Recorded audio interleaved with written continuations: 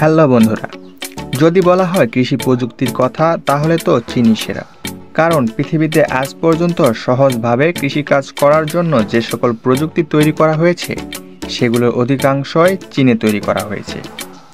তবে আজকের ভিডিওতে সেগুলো নয়, শুধুমাত্র এই ড্রোনটি দিয়েই সাজানো হয়েছে। এই ড্রোনটি কিভাবে কাজ করে এবং কত দ্রুত করে বা এর দামই বা কত, বিস্তারিত জানুন ভিডিওতে। ভিডিও কিন্তু পুরোটা দেখেই কমেন্ট করার অনুরোধ রইল। এই ড্রোনটি যতটাই সুন্দর ও ততটাই দ্রুত কাজ করতে পারে এবং ঠিক তেমনই এর দামও উচ্চমানের। এই ড্রোনটি চীনের প্রত্যেকটা ঘরে ঘরে থাকলেও অন্যান্য দেশে খুব কম কৃষকের কাছেই রয়েছে। আর রইল বাংলাদেশের কথা। বাংলাদেশের কৃষকের কাছে এটি আকাশ ছোঁয়ার মতো। আর কেন বললাম আকাশ ছোঁয়ার মতো, সেটা হয়তো এতক্ষণে আপনারা অবশ্যই বুঝে গেছেন।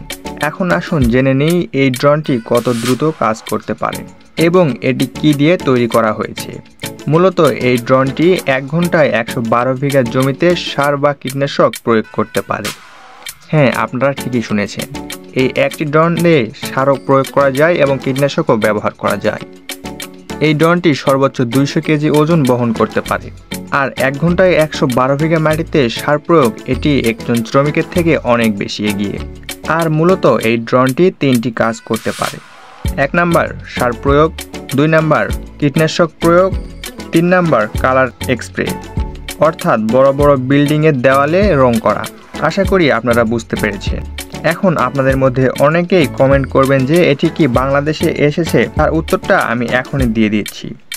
বাংলাদেশে এটি খুব অ্যাভেলেবল না হলেও আপনি যদি কিনতে চান তাহলে আপনারা এসিআই মোটরের সঙ্গে যোগাযোগ করতে পারেন। কারণ এসিআই মোটরস এটি বাংলাদেশে নিয়ে এসেছে এবং তারা জানিয়েছে যদি বাংলাদেশের কৃষকেরা এটির উপর চাহিদা প্রকাশ করে তাহলে তারা আরও আনবে। এই ড্রোনটি সম্পর্কে আরেকটি কথা আপনাদেরকে না বললেই নয়।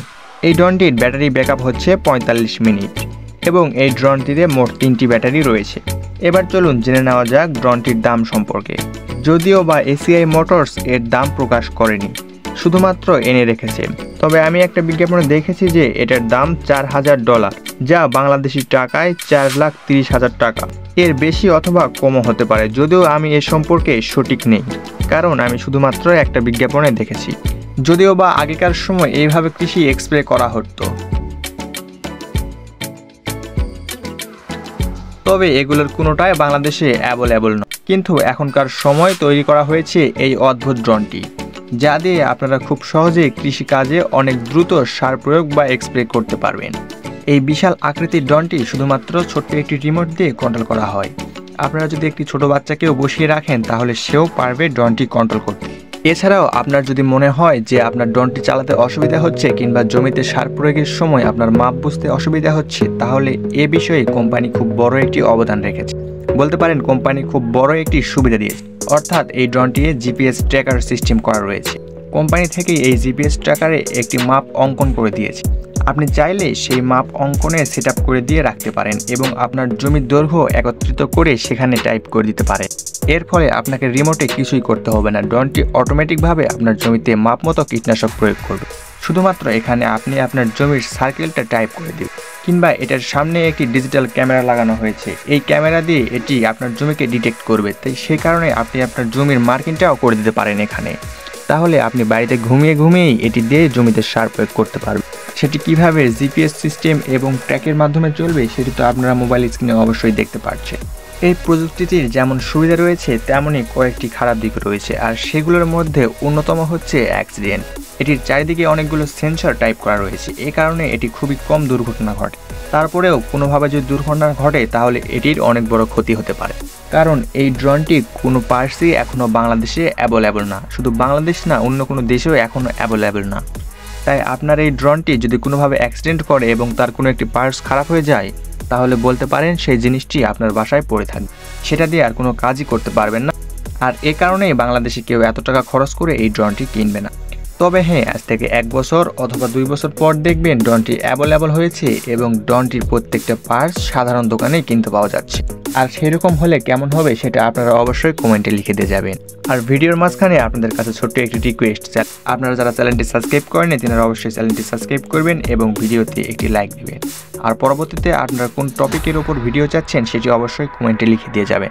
এছাড়াও আপনারা যদি চান তাহলে একটি রিমোট দিয়ে আপনারা বেশ কয়েকটি ড্রোন চালাতে পারবেন। আপনি যদি চান রাতের বেলায় জমিতে সার প্রয়োগ করবেন তাহলে করতে পারেন, কারণ এটি নাইট ভার্সনের জন্য তৈরি করা হয়েছে। এটির সামনে বেশ কয়েকটি প্রজেক্টর লাইট ব্যবহার করা হয়েছে।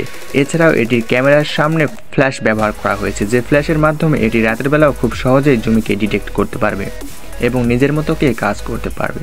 সুতরাং ভিডিওটি দেখে আপনারা অবশ্যই বুঝে গিয়েছেন প্রযুক্তি আজকে কতদূর গিয়ে দাঁড়িয়েছে এবং ভবিষ্যতে আরও কতদূর যাবে সেটা অবশ্যই আপনারা আন্দাজ করতে পেরেছেন। এছাড়াও তো এখন বিভিন্ন দেশে দেখা যাচ্ছে রোবট দিয়ে কৃষিকাজের অনেক এগিয়ে নিয়ে গিয়েছে। আশা করি পরবর্তীতে সেগুলো আমাদের দেশেও চলে আসবে এবং আমাদের কৃষকেরাও ব্যবহার করতে সক্ষম হবে। তো ভিডিওটি আপনাদের কেমন লেগেছে সেটা অবশ্যই কমেন্টে লিখবেন।